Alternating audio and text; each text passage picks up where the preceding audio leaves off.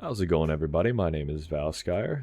I've been playing Adventure Quest Worlds for a really long time now. More recently, I've gotten back into the game after a longer break, and what I realized when I first came back was that there's just so much new content that I've never experienced. There are so many new classes, different maps, things to farm and explore, and it was honestly really overwhelming when I first came back. I wasn't sure what to do or where to go, and I'm sure a lot of people that are coming back are in the same boat. So I wanted to make a video for any reoccurring players that are coming back like myself for nostalgic sake, or even brand new players that haven't ever experienced Adventure Quest before, maybe because Adventure Quest Unity is looming around the corner, who knows when it's coming, but maybe it's bringing new players back. So if this is your first day, you're creating an account, I want to go through with you maybe which class you should first pick to start with, what are some of the first things that you should be doing, where you should be going to help you on your journey through the game, and just kind of help guide you.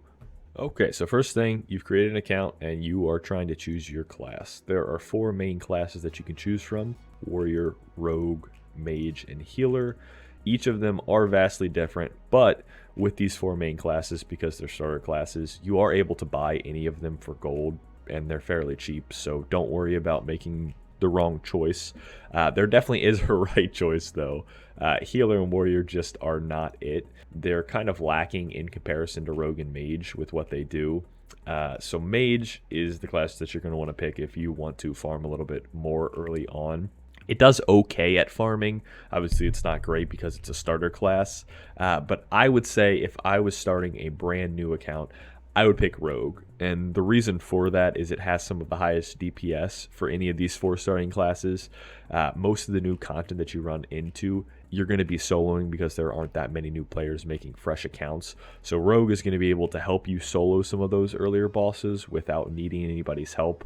It has a built-in heal for whenever you dodge. It has a pretty decent dodge rate, and it has just good damage overall with its abilities. If you're choosing between them and you were thinking about Rogue, definitely go with it. Again, this isn't a drastic choice because you can always choose a different one later. So if you were just adamant about picking the Warrior class, by all means go for it. Now that we've chosen our class, we're officially in Adventure Quest Worlds. The first thing that I can recommend is, because Adventure Quest Worlds is a flash game, there are some very, very laggy areas and content that is almost unplayable if you don't change some of the settings. So that's the first thing that we're going to do. First off, visuals is probably going to be on auto. As long as your PC can run, any other game, you're fine to set it to high. The next thing is go into advanced options, and we're just going to go down the list. There are some things that just are very quality of life that should just be on to begin with. First off, allow quest logs after turn-ins. That should always be on. So that means if you're farming for something, you're able to just go down into your quest pinner and just turn that quest in without actually being near the NPC. Auto untarget dead targets. Always have that on, as well as auto untarget self. Some skills will target yourself, and then you won't be able to attack monsters, so that should just be a thing from the beginning. Same with auto untarget dead targets. Sometimes you'll be attacking something, you'll kill it, and then you'll have to manually click off of it to attack something else. All of this should just remain the same. Let's see. The next setting here that you'll want to go through is class active / aura UI. I like to see them personally. Some classes give different buffs, and you'll be able to see a buff up here, and like the cooldown of it. It's a little bit glitchy at times, but I definitely like to see it. I always turn off disable the red messages. Sometimes if you're spamming or there's nothing to attack, you'll see a red message pop up down here that says, can't attack this target or something, so it just cleans up the display a little bit. The next thing that I highly recommend is the custom UI drops. Turning that on, it'll come up with a little drop down menu.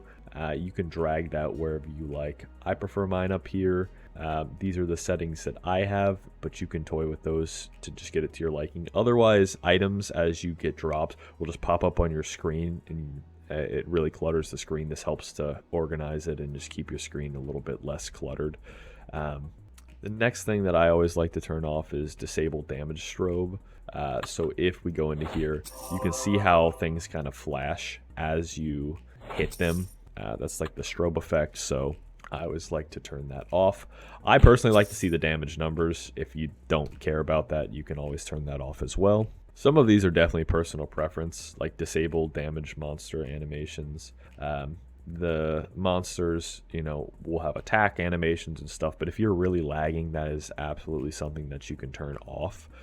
And it will help with the lag because things aren't going to be moving around the screen as much.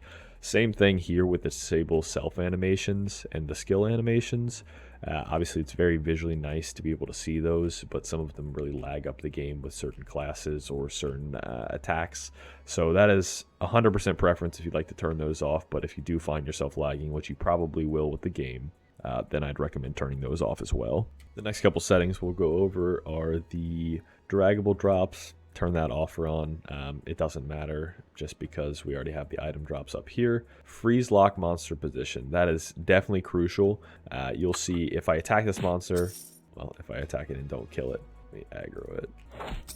Okay, well, it only has 5 health. Anyways, usually when you attack a monster, it'll run at you. So it's really frustrating sometimes if you're trying to farm a big boss and it's jumping around from player to player. So freezing that monster in place, 100% I would recommend that setting. Hide healing bubbles is another thing that I visually like to turn off. A big green blob comes up on the screen if somebody needs healing and you have a healing class. I prefer just to either manually check it or there's a shortcut you can use with V to turn on health bars. I just think it looks gross, so I turn that off. It's only good in certain areas like ultra bosses, which are way later in the game. Hide player names. I personally like to have these off as well. You can still see names if you hover over, but it just looks cleaner. And if you do that right from the get-go, you're not going to be used to seeing the names, so that doesn't matter. There's a couple more settings in here that are just good to know for future reference as you play through the game. Hiding players, again, the game can be very laggy, so if you experience lag when you're farming something, maybe an area where there's a lot of people, you can always turn on hide players, and it will just hide everything, and it can help with some FPS sometimes. If there's a monster, same situation. You can still attack the monster, you just visually won't see it. You've got some different quests down here. So you've got quest pinner, which is a pinner that'll pin your quest up on the top right of the screen.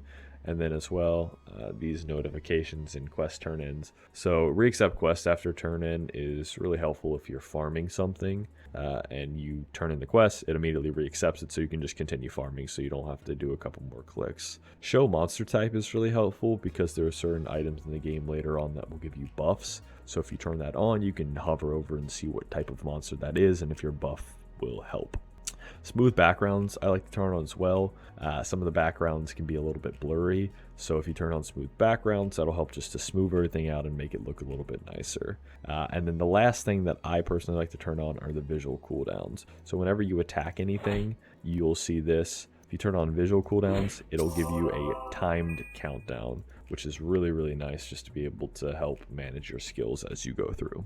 So now we've got all of our settings and everything taken care of. The first thing that you can do is go through this little tutorial area in Oaklore. We never had this when I first started playing, so this is really helpful for new players or maybe even reoccurring players just to kind of get a feel for the game and what it's like now. If you want to skip it, by all means go through it. It's not that crucial to the story or anything, but there are some really nice things you can get. If you can confirm your email, you get 200 free adventure coins, which these are the premium currency of the game. There are classes, different helpful items for farming that you can get. Most things are 2,000 adventure coins if they're worthwhile that aren't cosmetic, so farming things, classes of that nature. So the first thing that I recommend doing after completing the tutorial is there's actually just a free class that you can get, and the class is actually pretty underrated. I think people forget how good it is early game at soloing when you don't have any other options or any other help. It has a really, really high dodge rate. And if you're getting hit through those dodges, it has a really good heal that can heal you back up to full. The main drawback is that it's a really slow time to kill, so you will be able to kill the boss, it's just going to take a really long time. But the class I'm talking about is Oracle. It's over here in this class shop. Most things in this class shop cost ACs. The two exceptions being Barber, which is a decent class that you can pick up for gold once you get enough, and then as well Oracle. Oracle costs you absolutely nothing, so it's basically like an additional 5th starter class that you can pick up for free. So I'd recommend picking that up, and then if you're interested in any of the armors, there's a full armor set that you can get called Battlecore Oracle, and if that's your aesthetic, absolutely go ahead and pick that up. I also mentioned that you're not out of luck if you don't pick one of the 4 starter classes and you want the other 3. You can buy them here at Trainers. Each shop has its respective class, so you can buy Rogue, Warrior, mage, and healer. Each of them only cost 1,000 gold, so if you were just dying to have healer because you picked rogue, you can absolutely come here and pick that up. Now that we've been through the tutorial and we've got our class picked out, the map really opens up for you and there's so many things that you can do. Before you do anything, what I recommend is helping yourself out by farming a little bit. I know it doesn't sound like the most fun, but it's going to be beneficial to you in the long run if you go ahead and get some levels on your class and your XP itself, because this is going to help you clear bosses later on that you might be underleveled for, and just go through the story with much more ease. So this is the easiest area I'd say for a beginner to farm. It's called Underlayer. These Void Draconian are level 65, and there's always almost somebody farming here. You can just wait till they get, you know, a little bit lower on health, and if you attack, you're going to get some really, really good XP, almost a level per kill, which is insane. You can farm up, and I think this is the most efficient place to farm until almost level 50, maybe even above that. There are definitely later areas that are better to farm for you, but as a beginner, it's a great way to help yourself out and pay it forward, so that way when you're going through the story, that you're going to be able to go through that with a breeze and not have to worry about getting help or going back and backtracking to get these levels. Once you've got a few levels under your belt, I recommend taking a break and coming to Museum to farm. The main draw of the museum is the Blade of All. You get that through these quests, which are very, very straightforward. You're just farming for different pieces. These are all different monsters throughout all different maps. Basically, if you're not sure where to farm it at, you'll just click the W. It'll take you to the wiki page, which will show you exactly which monster you need to kill and where. Most of these, you can kill multiple different types of monsters for the drop, so it makes it really easy to get these drops. But once you've completed all these and unlocked the Blade of All, it'll unlock 2 shops for you that are really important. The Awesome Gear Shop, which is giving you a boosted weapon. It gives you a 25% boost to class points, reputation, XP, and gold. So those are all things that you're going to need really early on, and throughout the whole playthrough as you play the game, they're just very helpful to have boosted. It means less things you have to kill, less quests you have to do, and definitely just a very, very valuable time saver. The other thing is the all enhancements. These are different enhancements that you can put on your weapons to give you either more damage, more health survivability. If your class is running out of mana, there is a mana vamp that you can get more mana and help you with damage in that regard. So there's just a lot of different flexible options that you can get from the all enhancements. While we're on the topic of the enhancements, since I mentioned the all enhancements, that is another big thing. As you level up, you'll unlock better and better enhancements. You can access those really quickly from the shop enhancements. The most important enhancement, I would say, is going to be Lucky. You're going to pretty much put Lucky on everything. It's going to give you the most damage, the most defensive options for dodges, the most hit rate. So it's going to be your best option overall. There are some niche cases where you'll give maybe a specific class its own enhancement type, but overall, if you're not sure what to do, Lucky will not fail you. So for example, you can do Lucky on your weapon, your armor, your helmet, and your cape. And what you do is just hit apply now. You can put it on one weapon, multiple weapons. It's just a little bit of gold. And as you level up, you'll unlock more and more. So I am level 9 right now. I can get level 9 enhancements. You'll see there isn't a level 9 Lucky armor enhancement, but there is a level 10. So if I get one more level, I'll be able to upgrade that. It isn't a super drastic change in your stats. You got 222,228. This is 111,115. So from here to here is a pretty good change. You're getting almost double all of the stats, but it's not going to be noticeable until you start getting multiple levels. So when you're farming Underlayer, just pay attention to what your next upgrade is. It's probably worth it to grab it if it's from like 6 to 10, if you're going for multiple levels. But just always keep an eye on that. Make sure you have your most current up-to-date enhancements, so that way you can survive the most and you can deal the most damage you can be doing. Once you've farmed a little bit and feel like you have enough levels, you can go ahead and start the story. The story starts under this tab with the prologue. It'll give you some backstory to what's going on, what you're going to be doing, and basically there are 13 Lords of Chaos that you're going to be defeating. So go through the prologue and each of these Chaos Lords in order. This is the very linear path that you'll go through, and this will unlock more of the map and more things to do as you complete these Chaos Lords. If you ever get stuck while completing the Chaos Lords, some of them can be a bit tricky and not many people are there. Just remember always you can go back to Underlayer, get some more levels, level up your class, and you should be able to level up enough to be able to complete them on your own. So the last thing that I would really recommend for new players as you go through the story is you'll probably notice your class isn't really performing up to par.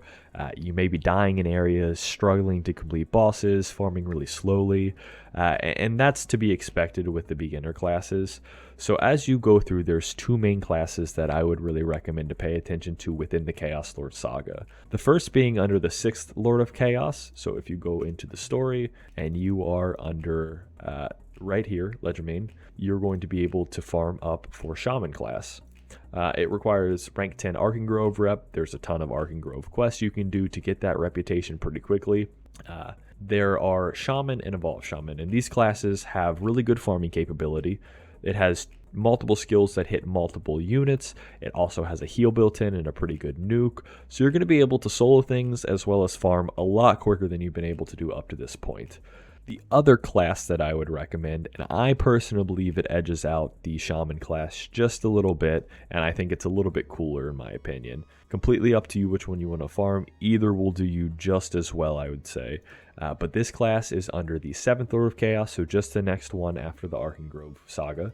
It is going to be the Master Ranger class. This class is better to me because it has really low cooldowns as well as 0 to very low spell cost. So you're going to be able to really spam spells. It has a built-in heal with multi-hit targets. So you can't go wrong with either of these classes, but personally Master Ranger edges it out for me.